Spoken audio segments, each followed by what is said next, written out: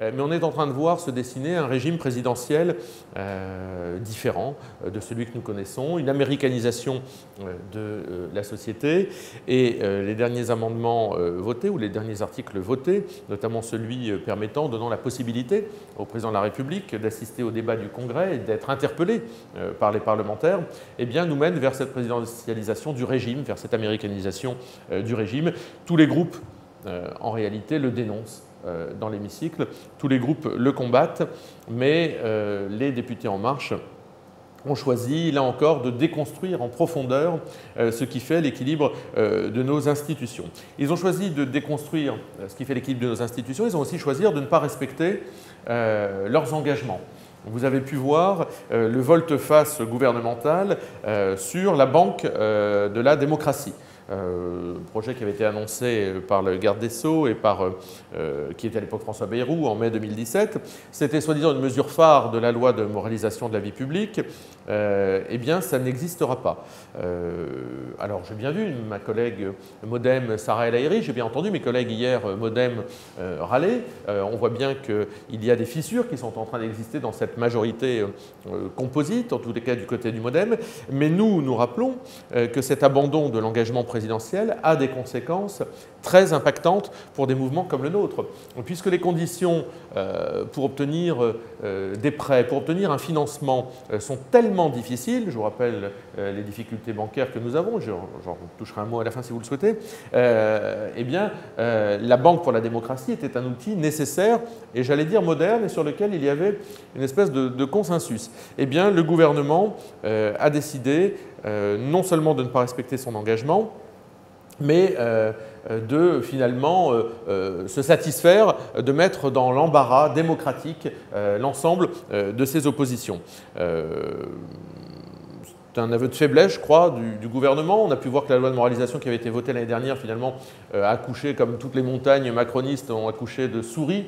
C'est-à-dire que finalement, à part ne pas embaucher son épouse ou ses enfants, cette loi sur la moralisation n'aura eu aucun effet. Je pense même que d'ailleurs, quand on voit la façon dont le président de la République lui-même a pu créer un statut pour son épouse, on voit bien que la loi sur la moralisation n'est pas arrivée jusqu'au plus haut sommet de l'État. Je redirai un mot d'ailleurs sur un élément qui est passé en ce moment d'ailleurs sous silence avec interrogation. Pour le reste, c'est évidemment dans cette réforme constitutionnelle un certain nombre de gadgets, l'entrée de la préservation de l'environnement dans la Constitution telle que rédigée comme la République agit pour la préservation de l'environnement et la diversité biologique et contre les changements climatiques nous semble non seulement être une sorte de la palissade, mais surtout la Charte de l'environnement de 2004, intégrée au bloc de constitutionnalité en 2008, était largement suffisante. Tout ça existait déjà. En fait, on se gargarise de mots à travers cette pseudo-réforme constitutionnelle, tout simplement parce que le président de la République, comme depuis un an maintenant, et on commence à y être habitué et on commence à ouvrir les yeux, fait de la communication et que les résultats ne suivent pas. Une sorte d'hypocrisie également du gouvernement supplémentaire. L'article 1er interdisant de cumuler des fonctions exécutives locales avec les postes de ministre a été voté.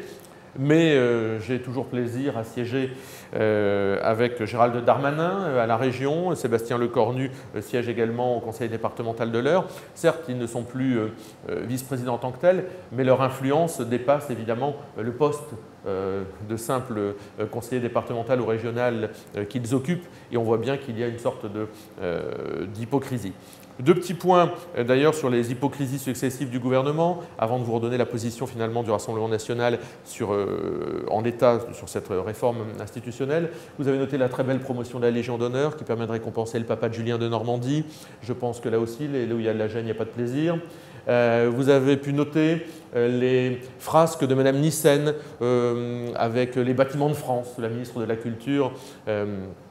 A visiblement, d'après votre confrère du Canard enchaîné, violé à plusieurs reprises les règles élémentaires d'urbanisme dans le cadre de la gestion de sa vie professionnelle. Je vois que tout ça a beaucoup de mal à sortir. Je me dis toujours, ah là là, si un député du Front National, un maire du Front National, du Rassemblement National, pardon, vous voyez, eh bien, avait pris ce type de liberté, qu'est-ce qu'on n'aurait pas entendu quand je vois qu'on est capable de faire des articles comme dans l'excellent Figaro sur quelqu'un qui n'est plus au Front National depuis 10 ans et qui a été condamné, alors que ça fait 10 ans qu'il a été exclu, en titrant un ancien cadre du Front National. Eh bien, je préférais pouvoir lire une actualité plus brûlante en ce qui concerne les frasques de Mme Nyssen. Je pense que ça a beaucoup d'intérêt. Ou que M. de Normandie fait récompenser son papa. Je pense qu'il serait d'ailleurs plus décent que lorsqu'on est membre du gouvernement, on s'interdise de faire récompenser, honorer, distinguer les siens dans les ordres de la République pendant qu'on exerce soi-même des fonctions ministérielles.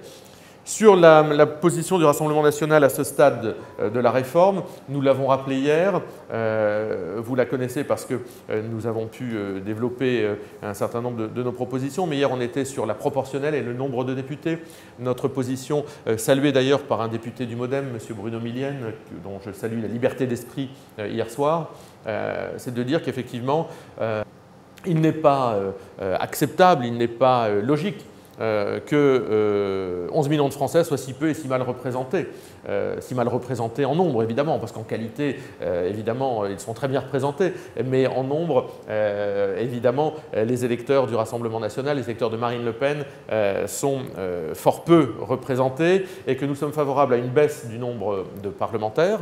Nous l'avons toujours été, c'était dans notre programme présidentiel, mais en revanche nous y sommes favorables en regard de l'instauration de la proportionnelle avec évidemment un seuil minimum et avec un effet majoritaire de façon à garantir une certaine stabilité.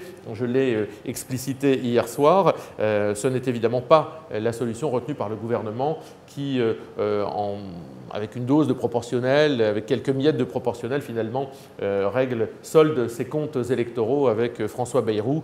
Nous ne sommes pas à acheter et aujourd'hui nous ne sommes pas décidés à voter ce type de réforme constitutionnelle qui délivre quelques miettes pour que les lépreux puissent être représentés au niveau auquel ils existent. La réalité, c'est que les électeurs du Rassemblement national, les électeurs de Marine Le Pen, nos électeurs, par millions, demandent à être représentés à la mesure de ce qu'ils sont, et ce ne sont pas les miettes qui sont proposées dans cette réforme institutionnelle qui le permettront. Un autre sujet, mais nous sortons peut-être de... Non, je vais continuer sur les sujets uniquement parlementaires. J'ai déposé en réalité une résolution pour l'ouverture d'une commission d'enquête relative à l'évaluation des conditions de détention des détenus particulièrement signalés dans nos prisons. C'est-à-dire que M. Redouane Faïd, dont on a perdu la trace il y a maintenant une bonne quinzaine de jours, plus personne ne s'intéresse d'ailleurs à lui, on a complètement oublié qu'on ne l'avait toujours pas rattrapé, souligne la difficulté que nous avons évidemment à incarcérer des détenus particulièrement signalés dans nos prisons. Et j'ai déposé en cela une résolution afin qu'on enquête sur ce qui s'était passé, sur les conditions de détention de cet individu, mais également pour ouvrir un débat que nous appelons de nos voeux depuis très longtemps sur les conditions de détention des détenus signalés et radicalisés, d'ailleurs ce ne sont pas toujours les mêmes, dans nos prisons. Un mot peut-être, mais vous l'avez vu sur le délicieux sondage sur ce gouvernement en décalage avec les attentes des Français. Je n'ai pas pour habitude de commenter les sondages, mais je voulais quand même qu'on puisse s'arrêter quelques instants sur le sondage IFOP de la semaine dernière, commandé par l'Union centriste, autant vous dire qu'ils sont assez loin du Rassemblement national, sur le regard des Français sur les territoires, et notamment sur ce sentiment d'abandon massif et de plus en plus soutenu qu'ont un certain nombre de nos compatriotes, plus ils sont éloignés des métropoles, ce sentiment d'abandon, renforcé d'ailleurs depuis un an et l'arrivée du gouvernement Macron. Un mot sur la Coupe du monde de football, se réjouir évidemment du triomphe de l'équipe française. Moi je dois dire que je suis heureux, satisfait d'entendre des joueurs tels que Mbappé, tels que Giroud, entonner une Marseillaise, se dire fier d'être français. Il y avait une très belle interview d'ailleurs de Mbappé dans Le Monde, je crois, ce week-end avant la Coupe du Monde, qui disait qu'il souhaitait tout donner pour la France. Nous avons là une équipe souriante, nous avons là une équipe positive, nous avons là une équipe qui a un esprit républicain de très belle qualité. Soutenons-la comme nous l'avons soutenu jusqu'à la victoire. N'en demandons pas davantage d'ailleurs aux joueurs de foot. Ne faisons pas reposer sur les épaules de ces joueurs victorieux toutes les responsabilités des maux de notre pays. N'en faisons pas ni des modèles ni des victimes. Ce sont des champions sportifs qui nous rendent très fiers et ne donnons pas de traduction à leurs exploits sportifs, de traduction politique comme aimerait le faire ou récupérer un certain nombre d'acteurs politiques, le président de la République en tête. En revanche, n'oublions pas ces débordements pendant la Coupe du Monde de football. 102 personnes interpellées à Paris sur les Champs-Élysées, 90 d'entre elles placées en garde à vue, 292 personnes placées en garde à vue en France, 45 policiers et gendarmes blessés. Il y a dans ce pays un vrai problème de gestion des grandes manifestations publiques. Un vrai problème du maintien de l'ordre lorsque les Français font la fête. Et désormais, on l'avait vu lors des manifestations à revendication, à caractère social, mais désormais, même lorsque les Français choisissent de fêter leur équipe de France, il y a un problème de maintien de l'ordre dans ce pays. Nous l'avons déjà souligné, nous l'avons déjà indiqué. Aujourd'hui, nous voyons que notre pays s'est tristement illustré ce soir de victoire de Coupe du Monde de football et que le gouvernement est d'une passivité effrayante puisqu'il n'anticipe peut-être pas suffisamment les choses. Enfin, là aussi, on avait demandé des comptes sur les manifestations, sur la façon dont le maintien de l'ordre avait été tenu. Il serait bon qu'on puisse se poser et que le gouvernement puisse se poser des questions et en tirer un certain nombre de conséquences. Et puis enfin un mot. Alors il y a la libération de Bégal, là aussi je pense que bon, c'est plus de l'actualité donc je vais peut-être passer, mais un mot sur le Rassemblement national et sur notre collecte. Nous sommes un peu moins de 400 000 € de dons, entre 300 et 400 000 € de dons en 10 jours, ce qui est je crois un exploit parce que d'abord nous sommes un mouvement populaire, un mouvement pauvre financièrement, nous avons d'ascenseur à renvoyer à personne, nous ne sommes soutenus par aucun patron du CAC 40, je vous rappelle que les dons sont plafonnés à 7 500 €, qu'on ne peut pas recevoir de dons d'étrangers et que donc cette mobilisation dans une période estivale avec le 14 juillet, la Coupe du Monde de foot, etc. me semble assez remarquable et montre qu'il y a beaucoup de Français qui sont quand même inquiets de la façon dont notre mouvement pourrait être traité, voire disparaître dans les semaines à venir, puisque le compte n'y est pas. Au jour d'aujourd'hui, au moment où je vous parle, le compte n'y est pas. Alors, l'appel qui n'est pas suspensif eh bien, a été interjeté. Nous aurons probablement une décision avant la fin du mois d'août. En tous les cas, c'est ce que nous espérons. Et puis, de là, nous pourrons y voir un peu plus clair.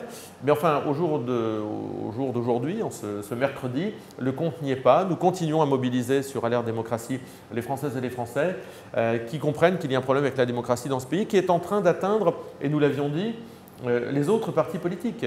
Les juges font tomber les couperets, la Banque pour la démocratie n'existera pas, la proportionnelle n'existera pas. Il est en train de s'installer dans ce pays une sorte de totalitarisme soft. Je l'ai dénoncé à l'Assemblée nationale, mais nous nous réveillerons dans quelques années avec un pays profondément transformé dans le mauvais sens du terme, profondément abîmé, profondément piétiné, dans lequel les libertés auront reculé.